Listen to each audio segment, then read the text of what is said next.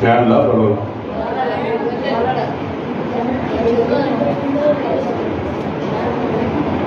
Okay, ఇంకొక clue కూడా ఇవ్వరా మీకు? గొల్లలు ముందే గనక వచ్చి చూస్తుంటే ఆ గొల్లలు అంతా మొత్తం అంతా ప్రచారం చేసుకుంటే, మొత్తం అంతా యూదులకు రాజుగా పుట్టినటువంటి ఆయన పలానా చోట పుట్టాడని అందరికీ చెప్పుకుంటే, జ్ఞానులు వచ్చి హేరోదుకి చెప్పే లోపలే విషయం తెలిసే ఉంటుంది కదా. కాబట్టి కానీ ఇంకోటి కూడా ఉంటుంది ఇక్కడ. ఏంటంటే రాజ కుటుంబానికి సంబంధించిన వాళ్ళ దగ్గరికి గొల్లవాడు వెళ్ళి మాట చెప్పలేడు, అంత ఇది ఉండదు అన్నమాట. రాజుగారి కోటలో ఉండేవాళ్ళు గొల్ల చెప్పే మాటలు వినరు. సరే, ఏది ఏమైనా అక్కడ జ్ఞానులే ముందెళ్ళారు. జ్ఞానులు కాదు, గొల్లలే ముందెళ్ళారు, జ్ఞానులు తర్వాత వచ్చారు అన్నమాట. అర్థమైందా నేను చెప్పింది? తూర్పు దేశము నుంచి వాళ్ళు ఎట్టొచ్చారు చెప్పండి? తూర్పు దేశపు జ్ఞానులు అక్కడి నుంచి యేసు ప్రభు పుట్టినటువంటి ప్లేస్ కి ఎలా వచ్చారు? ఒక ఆయన బెంచ్ చేసుకొచ్చాడు, ఇంకొక ఆయన ఆడి వేసుకొచ్చాడు, ఇంకొక ఆయన డస్ట్ వేసుకొచ్చాడు కదా. అవునా? వాళ్ళ ప్రయాణ సాధనాలు చెప్పండి. క్యామెల్స్. గుడ్. సో వాళ్ళు క్యామెల్స్ మీద వచ్చారు అనుకుందాం, ఒంటెల మీద వచ్చారని అనుకుందాం. మనకు కరెక్ట్ గా తెలియదు. సరే, ఒంటెల మీద వచ్చారు అనుకుందాం. ఎందుకంటే ఆ రోజులో ప్రయాణ సాధనాలు మూడు ప్రయాణ సాధనాలు. ఒకటి సైకిల్, రెండోది మోటార్ సైకిల్, మూడోది కార్. సైకిల్ అంటేనేమో గాడిద అనమాట. సైకిల్ అంటే ఏంటిది? గాడిద. అంటే లోపల చిన్న చిన్న ప్రదేశాల్లో తిరగడానికి గాడిదల మీద ఎక్కి తిరిగి వస్తారు. రెండోది ఏంటి? రెండోది గుర్రం. రెండోది ఏంటిది? గుర్రం. గుర్రం అంటే ఏంటంటే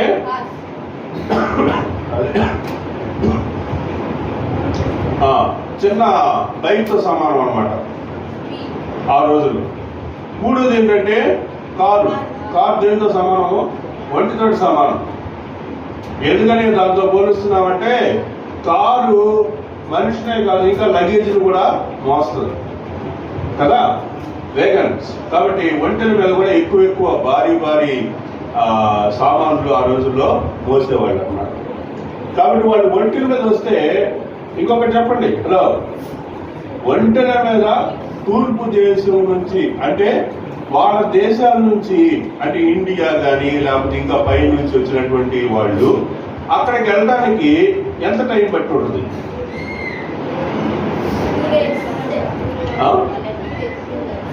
3 days వెళ్ళిపోవచ్చా?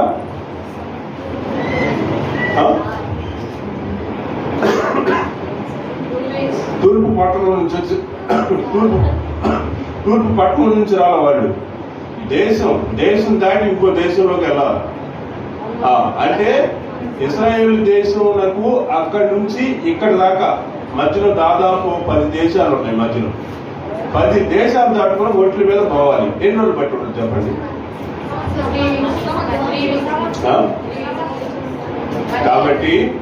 కాబట్టి యేసు ప్రభువుని చూడటానికి ఫస్ట్ వెళ్ళింది గొల్లలు. జ్ఞానులు వెళ్ళేటప్పటికి ప్రభు వారు పశువుల చోట్లో లేడు. ఆయన ఒక ఇంట్లోకి చేరారు. తర్వాత జ్ఞానులు డైరెక్ట్ గా ఏం చేశారంటే హేరోద్ దగ్గరికి వెళ్ళారు, రాజు దగ్గరికి వెళ్ళారు. రాజుకి విషయం చెప్పి ఆ యొక్క నక్షత్రం అనేటువంటి వాళ్ళకు ముందుగా నడిచి ప్రభువారు ఉన్నటువంటి ఇంటి దాకా దారి చూపించింది అన్నమాట. బాకీలు అదే కదా మనం చూసాము. ఏమని చూసాము?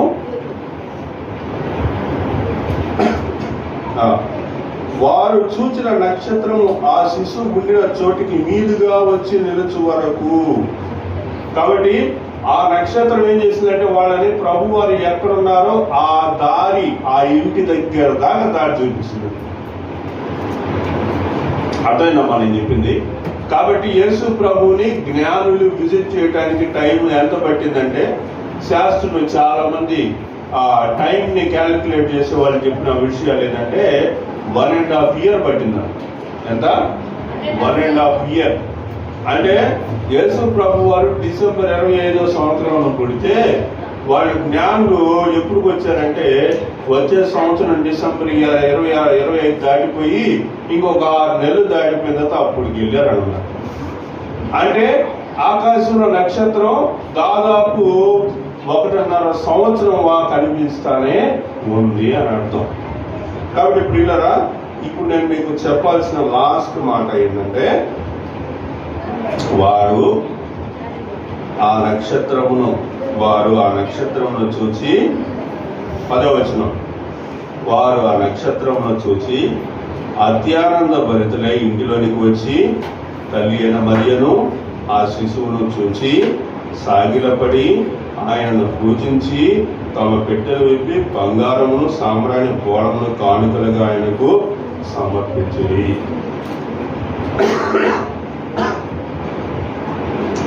ఇంకొక మాట చెప్తాను, కంపారిజన్ కోసం చెప్తున్నాను, గుర్తుపెట్టుకోండి.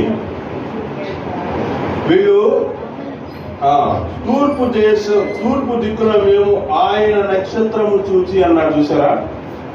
వాళ్ళు చూసిన నక్షత్రం చూసారా? ఆ నక్షత్రం గురించి వాళ్ళు కన్ఫర్మ్ చేసుకున్నారు. ఇది ఎవరి నక్షత్రం? ఎవరి నక్షత్రం ఇది? ఇది యూదుల రాజుగా పుట్టినటువంటి వాని యొక్క నక్షత్రం. వాళ్ళు చూసి సంవత్సరంన్నర ముందు చూశారు. చూసిన తర్వాత వాళ్ళు అక్కడికి వచ్చారు.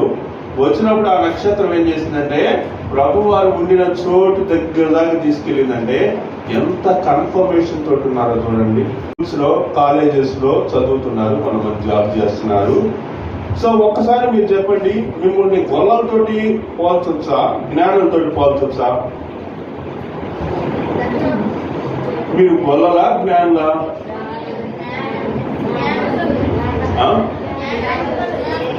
చెప్పండి, పర్లేదు చెప్పండి.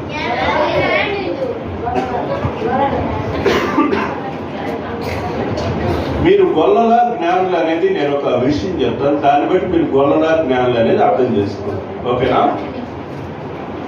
మీకు మీరుగా దేవుని వాక్యాన్ని చదివి అందులో ఉన్న విషయాలు తెలుసుకోగలుగుతా, అలా ఉంటేనేమో మీరు జ్ఞానులు. లేదు, ప్రతిదీ కూడా ఒకళ్ళు మీకు వాక్యం బోధిస్తూనే ఉండాలి, అలా బోధిస్తూనే ఒకళ్ళు చెప్తే గానీ మనకు అర్థం కాని పరిస్థితిలో మనం ఉంటేనేమో మనం ఎవరిని గొల్లలు. అంతే కదా? గొల్లలకి ఏం తెలియదు కాబట్టి దేవుని దూత వాళ్ళ దగ్గరికి వెళ్ళి చెప్పాల్సి వచ్చింది అన్నమాట. ఓకే, అదే జ్ఞానులు అయితే ఏం చేశారు? జ్ఞానులు వాళ్ళకి దూత చెప్పాల్సిన అవసరం లేదు. వాళ్ళకై వాళ్ళు తెలుసుకొని, ప్రభువుని తెలుసుకొని ప్రభు దగ్గరికి వచ్చి ఆయనను ఆరాధించి ఆయనకు కానుకను సమర్పించి రక్షకుడు ఉదయించాడు అనేటువంటి ఒక స్థిరమైనటువంటి విశ్వాసం వాళ్ళలో ఉంది. బైబిల్లో ఇంకొకళ్ళు ఎవరున్నారో తెలుసా? ఇంకొక ఆయన ఉన్నాడు, ఆయన అమితమైనటువంటి జ్ఞానవంతుడు అనమాట. అయితే కాదు, సమూయేలు గారు. అయితే అతను ఏం చేశాడో తెలుసా? అపొస్తలుల కార్యాల నుంచి మన పరిచయం అవుతాడు ఆయన. నేను నమ్మే దేవుడు, నేను నమ్మే మతమే గొప్పదని క్రైస్తవులు అందరిని పట్టుకొని హింసిస్తా, వాళ్ళని చంపుతా, చెరసాల్లో వేస్తా వచ్చాడు. ఎవరో చెప్పండి? సౌలు పౌలుగా మారక ముందు సౌలు. అయితే ఆ సౌలు కూడా దమస్కులో ఉండే కొంతమందిని చంపుదామని పోతా ఉంటే అక్కడ ఏం జరిగింది? ఆకాశంలో వచ్చి దేవుడు కనిపించాడు. దేవుడు కనిపిస్తే అక్కడ నుంచి కింద పడిపోయారు, కళ్ళు మూత్రపడి. కాబట్టి ఇక్కడ గమనించండి, గొల్లలు దగ్గరికి దేవుని దూత వచ్చాడు. ఇక్కడ కూడా సౌలు దగ్గర కూడా ఎవరు వచ్చారు? దేవుడు దర్శనంలో మాట్లాడాడు. కాబట్టి నేను ఈ యూత్ మీటింగ్ లో, యూత్ క్రిస్మస్ లో మీకు చెప్తున్నటువంటి మాట, నేను గొల్లవాడిని అని అనుకుంటే నీకు ఇంకా వాక్యం ఏం చెప్పాలా? చెప్తా ఉండాలి. లేదు నేను జ్ఞానవంతుణ్ణి అని నువ్వు అనుకుంటే వాక్యాన్ని నీకు నువ్వుగా చదువుకోవాలి. మీరు కనుక చదివేటువంటి జ్ఞానం మీకు ఉందంటే, మీరు బైబిల్ చదివేటువంటి మీరు బైబిల్ చదవగలరు అనేటువంటి పరిస్థితి ఉంటే, జ్ఞానులాగా మీరు వాక్యాన్ని దినదినము చదువుకోవాలి. వాక్య ప్రకారం జీవించడానికి తీర్మానించుకోవాలి. లేదంటే నాదంతా కూడా ఇంకా ఇదే బ్యాచ్, నాకు చదువు రాదు, వాక్యం చదవలేను, ఏబిసిడీలు రావు, అయితే అసలు ఏంటి కూడా తెలీదు అనే పరిస్థితిలో ఉంటే ఇంకా చెప్పాలి కదా. కాబట్టి మనం గొల్లల కంటే జ్ఞానులుగా మనం నడుచుకోవడానికి ప్రయత్నించాలి. దేవుడి యొక్క మాటను మన యొక్క వినికిడిలో ఆశీర్వదించి జీవించుగాక. చిన్న ప్రార్థన చేసుకుందాం. ప్రార్థన అయిన తర్వాత కేక్ కటింగ్ ఉంటుంది. ఓకే, ఎందుకు లేచావు? పైకి ఎందుకు లేచావు? ప్రార్థన చేసుకుందాం. ఈ ప్రార్థనలో మీరందరూ కూడా ఒకసారి పరిశీలన చేసుకోవాలి. మీరు ఏమనంటే, ప్రభువా నాకు అమ్మనిచ్చావు, నాకు నాన్నిచ్చావు, నేను బడికి వెళ్ళటానికి నాకు డబ్బులు ఇచ్చావు, నేను స్కూల్కి వెళ్తున్నాను, కాలేజీకి వెళ్తున్నాను, నాకు మార్నింగ్ బ్రేక్ఫాస్ట్ ఇస్తున్నావు, మధ్యాహ్నం లంచ్ ఇస్తున్నావు, రాత్రి పూట మళ్ళీ డిన్నర్ కూడా ఇస్తున్నావు. దేవుడా నాకు ఇవన్నీ ఇస్తున్నావు. చదువుకోవడానికి నాకు స్కూల్ ఇచ్చావు, ఇంకా నాకు అమ్మని నాన్నని ఇచ్చావు, 3 పూట్ల నాకు ఫుడ్ పెడుతున్నావు, తింటున్నాను, ఇంకా సండే స్కూల్ కూడా ఇచ్చావు. ఏమిచ్చావు? సండే స్కూల్ కూడా ఇచ్చావు. అంతేకాదు బైబుల్ కూడా ఇచ్చావు. ఏమిచ్చావు? బైబుల్ కూడా ఇచ్చావు. నేను బైబుల్ చదివేదానికి నేను బైబుల్ చదవగలను. మీరు చదువుతారా? బైబుల్ చదువుతారు కదా. ఇంతకుముందు మా ఇంట్లో ప్రతిరోజు సాయంత్రం హాలిడేస్ టైంలో ప్రతిరోజు సాయంత్రం పిల్లలు వచ్చారు. మీరందరూ వచ్చారు కదా. వచ్చి వాళ్ళు ప్రతిరోజు అధ్యాయం ఒక్కొక్క వచ్చిన చదివారు. యానిమేట్స్ కూడా వాక్యం రోజు చదివాడు. అంతేకాదు రోజు ఒకరి తర్వాత ఒకళ్ళు ప్రార్థన చేశారు.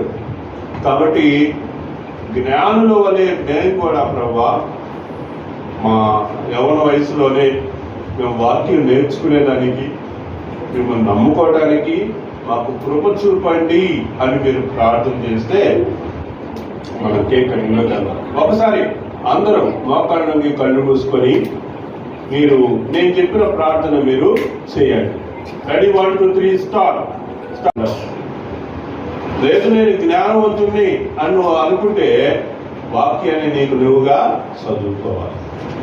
మీరు కనుక చదివేటువంటి జ్ఞానం మీకు ఉందంటే, మీరు బైబిల్ చదివేటువంటి మీరు బైబిల్ చదవగలరు అనేటువంటి పరిస్థితి ఉంటే, జ్ఞానులాగా మీరు వాక్యాన్ని దినదినము చదువుకోవాలి.